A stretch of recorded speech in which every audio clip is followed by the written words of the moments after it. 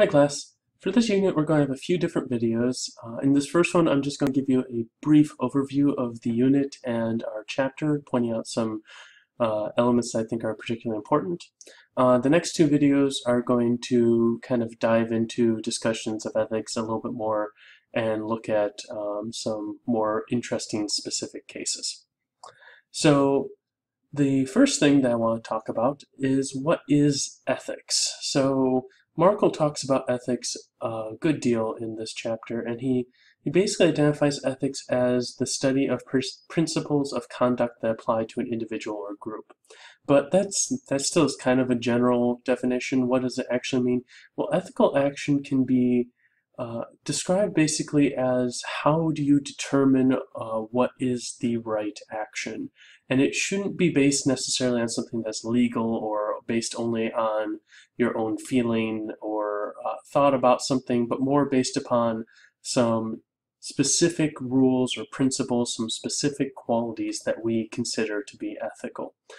So one of the things that you're going to be doing also for this unit is just taking a look at a couple ethical standards that are posted online and just getting a feel for what might be some of the qualities that really underlie ethical action. So in order to kind of start thinking about this, I think a great place to go is Markle's brief introduction to ethics and his 4 moral standards that he cites. And these 4 moral standards, rights, justice, utility, and care, can really start giving us a way of starting to talk about action, to talk about what is being done or what is not being done, and whether or not it is ethical. So rights would be referring to what people are entitled to, what their basic needs require, what we think that everyone should be able to have. Do you have the right to free speech? Do you have the right to bodily integrity? Do you have the right to happiness even? Different people are going to define these in different ways, but there's hopefully at least some standards of human rights that we can all agree on. There's justice. So that's really about the people who are getting the benefits from something also basically covering the costs of that thing. So it suggests that across broader spectrums that the benefits shouldn't accrue to people who did not contribute to the costs of the system in any way. Then there's utility, which basically says how much of an effect does this have? Can that effect be maximized? Is it a positive or negative effect? Etc. And then finally, care, this concept that we really should be considering and caring for others, and that it is effectively our responsibility to do so.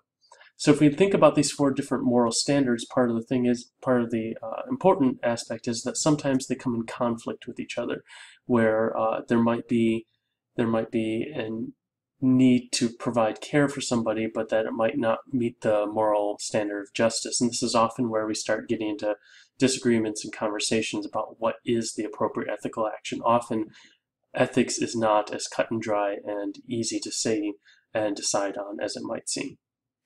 So the next thing that you really should pay attention to is starting to think about the ethical obligations that you have. And Markle suggests that as a professional communicator, you will have ethical obligations to at least 4 different things: to the employer, to the public, to the environment, to the copyright holders, and you can probably add additional ethical obligations onto it. But again, some of these different obligations can sometimes come into conflict, where it might be an ethical stance to try and protect your company, but that what that company is doing is less ethically appropriate to the public that might be getting hurt by it. And then you have this conflict between, are you obliged to protect the company at the cost of the public? Are you obliged to help the public even though you're employed by this company and being paid in order to present them effectively to the public, etc.?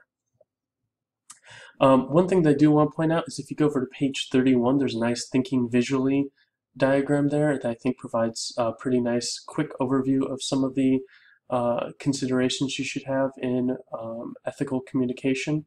And I just like it, so I wanted to make sure that I pointed out and made sure you took a look at it too.